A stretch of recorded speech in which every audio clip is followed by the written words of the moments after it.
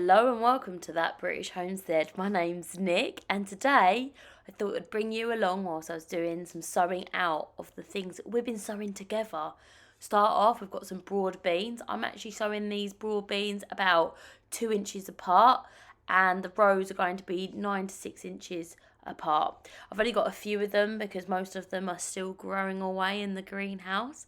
However, I thought I'd get these out before they got too big because there's like this golden sweet opportunity where you are able to take them out of the little pot and put them in really easily, like I'm showing you here, and a little bit further along then they become root bound. We don't want that.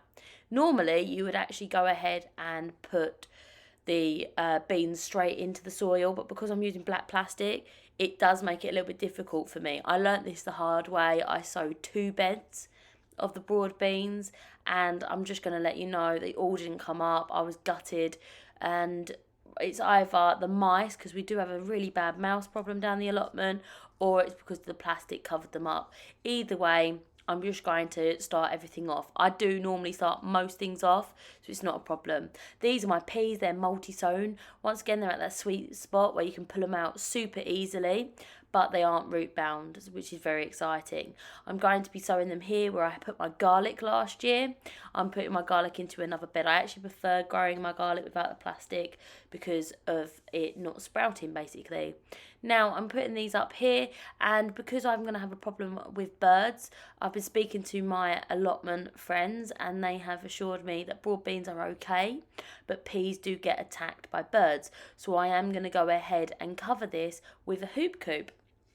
I think it's really important to sort of go over what other people know about down the allotment. If they've got like 10, 15, even 20 years of gardening in the same place, they know their stuff. Please make sure that you're asking people, because we are a community down at the allotment, and it's really nice that we can actually sort of rely on each other to bring in new ideas, but also to help each other with the golden oldie ideas, because they've got years and years of experience, which is absolutely valuable. I'm actually growing all these plants in horse manure. Remember, I've already done this bed. This is the hoop coop thing that I'm going to be using. I was actually given this to me by my neighbour here at home.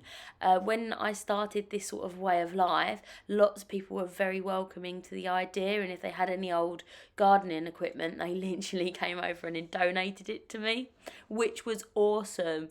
People are so kind. And in return, of course, we give them vegetables and eggs and things like that. It's the best way to blackmail someone, especially if you've got some loud ducks, is eggs. Or cakes, even better. So yeah, they gave me this lovely netted, it's a insect netting, but it will keep them birdies off from pecking my peas.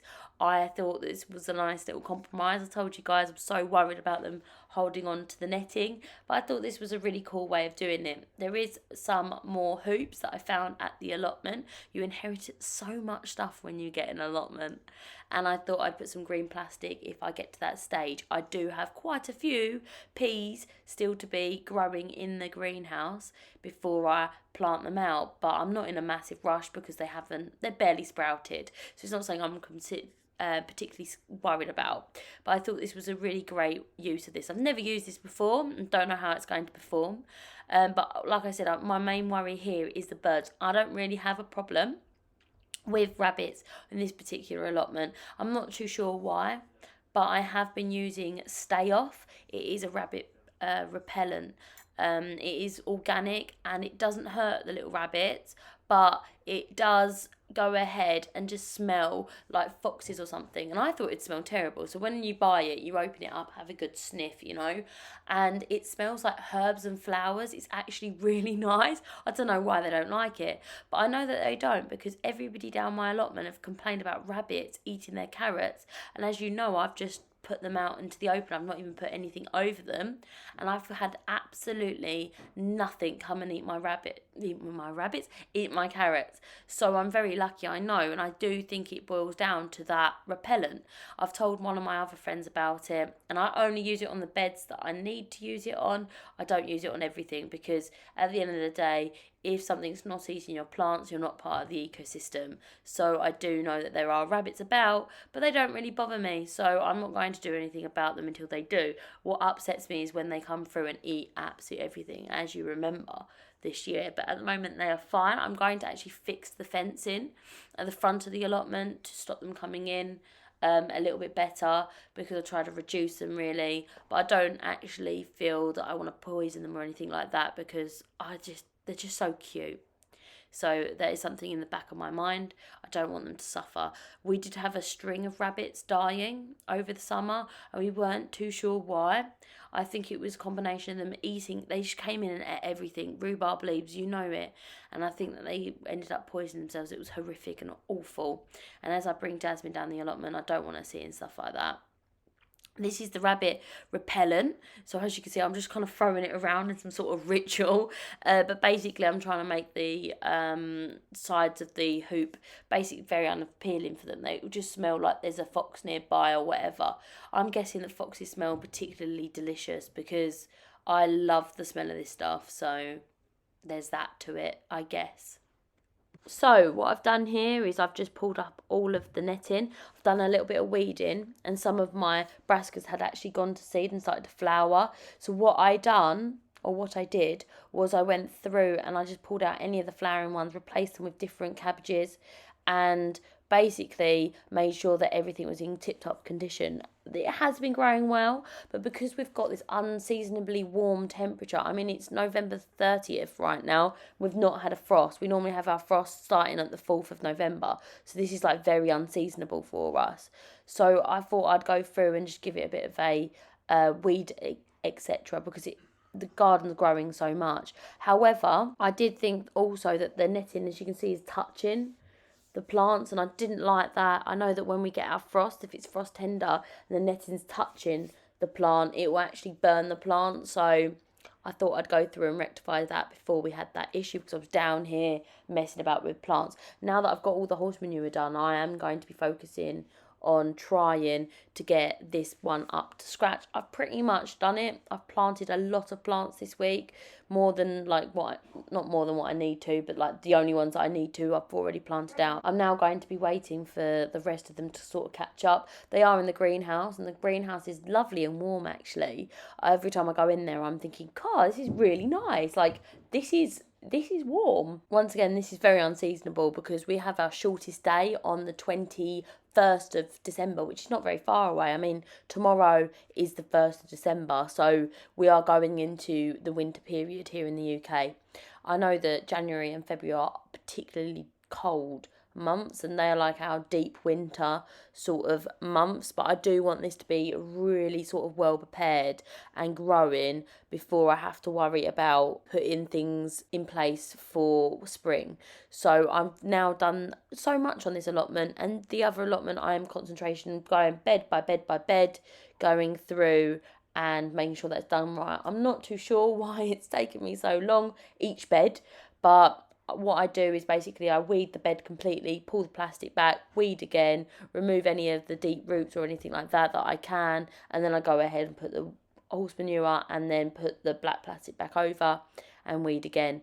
I am going to be looking for places to put my garlic and onions, because I've still got some more to go into. I like to do 2 sowings just in case something happens with my autumn sowing, because garlic is so important harvest for me, because I really do love having and enjoying that garlic. So what I'm doing here is just covering up the brassicas so that the birds can't get at them. At this time of year, the bird issue is massive. We've got a lot of pigeons over the allotment, and the pigeons basically come and eat all of the brassicas. If they were able to get to the brassicas without the net in there, they would completely demolish them completely. I had that last year when I'm growing at home. Any brassicas I grow at home, I never net. Why? Because I have no issues with birds. I can use DT for the butterflies, which basically just makes the caterpillars not be able to eat my brassicas. But with the birds, it is very, very difficult to have them out in the open. You do need to have nets. At home, I don't have an issue. The front garden, I do have an issue with sparrows, so I can't grow beetroot. If I grow out the back, it's absolutely fine. madness, I know. It's only a few meters away, but that's the way it is. You have microclimates, and it's amazing how affected they are. However, like I said, more brassicas are gonna have to cover them up with a type of netting here. So this is just scaffolding netting. It was the cheapest option. I think I bought this whole roll for about 30 quid. So I'm always looking for a bit of a bargain. Most people down the allotment will use scaffolding netting instead of expensive netting for their crops, just because it's cheaper. I think that it's always good to use the cheaper option. That's why I grow everything from seed, and that's why I reuse pots and buy cheap compost and stuff like that, because I think it's important to keep the price down so that I could do more. So as you can see, I'm just going to be chopping this with a normal pair of kitchen scissors, very soft stuff, and it is really good to use this so that the birds don't come onto and eat the cabbages that I've just planted out. As you can see, I'm not going to be burning the edges of this, but some people do. They just take a lighter and just very lightly melt the edges so that they don't fray. I don't know if that's a good idea or not. I think it is, but I don't really have an issue with it fraying. But like I said, I haven't used this for very long. At home, when I used to grow at home, I never used netting because I didn't have to. I do find it like really annoying to have to use, because every time I want to go under the netting, I've got to take the netting off to get under there. But ultimately, like I said, I'm not going to get a single brassica harvest unless I use some form of netting. So it is one of those compromises. Ultimately, it would be nice to have like a polytunnel made out of netting, so I can go ahead and just walk in there and go and see my brassicas. That would be the ultimate. At this moment in time, that's not what I'm going to be doing. I'm going to be just building these little small netted tunnels. If you could really call them netted tunnels, they're more like netted areas because they're little squares, aren't they? At the moment, I'm finding that really working well. It's standing up for the weather conditions I have. The issue I have mostly is in the winter, we have such strong winds. So I'm not sure if these are going to be here when I come back after a big storm. But nearer the time of that, I'm going to probably go and get some of those clips and clip them onto the bamboo sticks, etc. See what happens. At the end of the day, I lost a greenhouse because the greenhouse was blown away. We had sheds that were moved hundreds of metres and smashed into a million pieces. One person came onto their plot and saw greenhouse glass everywhere and was like, I don't even have a greenhouse. So I'm not going to worry about that until it comes to it, okay? Because, I mean, I could Thought knocks this, but there's no real reason there might not be any really strong storms. There probably will be, but until that kind of happens, I'm not going to worry about it too much. Right now, my big worry is the pigeons, because pigeons love brassicas. I have a very large brassica behind me. I've been growing all the way through the summer. It's been fine, and now suddenly it's been attacked by pigeons. So I'm probably going to feed that to the chickens, give them something to enjoy. Now, like I said, I've tried to plant out most of my brassicas. I've been growing since, for the last few months. We've sowed them together so that they are going to be sort of growing in the spring. They're only little ones now. Next year, I am going to concentrate on having a lot more in the winter for a harvest, because I do think it's important. I kind of got bogged down this year on all my lovely tomatoes, but I am going to make sure that I have more brassicas for the winter season next year. I am working towards having something to harvest every month of the year. And it's one of those things that I find very difficult because, like I keep telling you, I grew up with my nan learning to garden, and she never, ever, ever, ever, ever harvested or grew anything throughout the winter. I think that's like the old school approach to gardening, where you let the ground completely rest for a few months and you kind of dig over some horse manure and let that break down within the soil, which is great. However, I would really like to use my garden for all of the 4 seasons, considering we have them. And in the UK, we don't really have a reason not to use the garden in the winter. Things still are able to kind of grow or be dormant or be able to be overwintered. So it is something that I really want to sort of put my mind to. I know I can do anything if I put my hand to it, but it is one of those things I would quite like to do. Here, I'm doing the same thing as before. All I'm doing is covering it over with netting, and I'm going ahead and tying it up just so that the netting isn't directly laying on top of the plants. Even though these are brassicas tend to be quite hardy, I just don't think it's good to have the netting actively touching it. And as it rises and as the brassicas get bigger and bigger, I'm going to be moving the netting upwards. I might even add some netting around the side so that the birds can't get underneath it. I feel like the birds are quite not afraid but wary of the netting because they don't want to be tangled in it, because as you know, birds really get tangled up in netting and then they can't get out of it. So I do think that this is a good deterrent for the birds, in my personal opinion. Like I said, you can go anywhere, even down the road from my allotment, and it'll be a completely different story. And it is one of those things that you have to turn your hand to, and talking to people with experience, or your experience yourself, that is the hard way of learning, isn't it? Because you lose plants. You can't eat your mistakes in gardening. I love that saying. They over years you kind of like learn things that you need to do, like me with the brassicas and the birds. I just didn't even think of that last year, and luckily by the first year you kind of are a little bit pest free, and I didn't have as many of the birds coming to visit my plot, so it wasn't for a couple of months that they noticed that I had so many brassicas in and I lost the tops of my swede. But now when I put my swede out this time, I'm going to go ahead and ensure that I am putting out these nettings so that I don't have to worry about it. As you can see here, I've just put some sticks in. This is a very long bed, so I thought I'd try a different approach and actually lay the netting across these sticks. I'm blessed in the allotment. I was thinking this very much. Don't want you guys thinking I'm boasting, but I am blessed. When I came onto this allotment, I had a lot of bamboo stakes that were low quality, and I had a lot of rotting wood. And the great thing about that is it means I can weigh down the netting, and I have lots of bamboo that I can go ahead and snap and not feel bad about because it's falling apart anyway. So that was very exciting for me. I'm going to continue to kind of experiment with all of these beds and ideas of what I'm going to do until like I find a sort of tried and true one. I really enjoy it, and it's one of the things I love about gardening. I like being able to go through and try all different things, to try no dig beds, to try put in horse manure and then put plastic on top, try doing wood chip, etc. There's nothing wrong. Like, I might get a little bit more of a harvest, a little bit less of a harvest, but I generally think that it's really exciting. It's one of the things I love about gardening. I don't think I'd be able to do it without the sort of insights that I get and the experiments and the trials that I'm able to do. And I'm blessed because I know that loads of you have said, like, oh, I'd love so much areas you've got.